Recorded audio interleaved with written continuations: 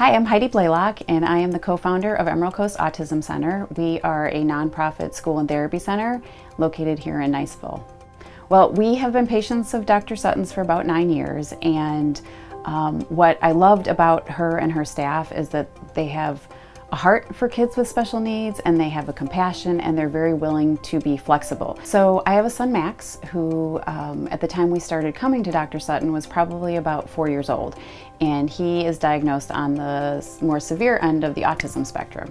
And so we were fairly terrified to bring him to the dentist because he does not handle doctors or dentist visits very well. And so we had heard some recommendations about Dr. Sutton and that she was very open to working with special needs kids, and so that's how we came and met her the first time.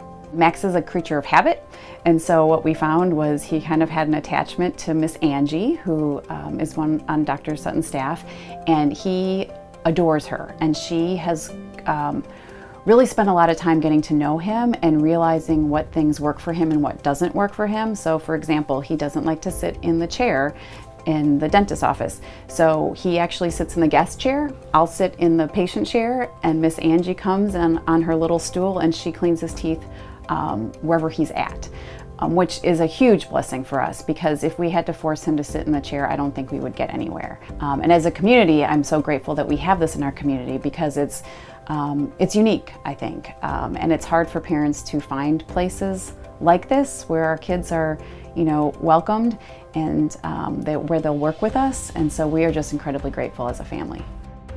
So we're grateful for Dr. Sutton, not only from our family's standpoint, but for our school's standpoint. She has been a supporter. We are a nonprofit school, and so we are always hosting events and doing different activities to raise funds for the children and their families. And she has sponsored events for us. Her staff has come out and joined us at events and participated with us. And so we are really grateful for her to reaching out into the community and supporting nonprofits in our area.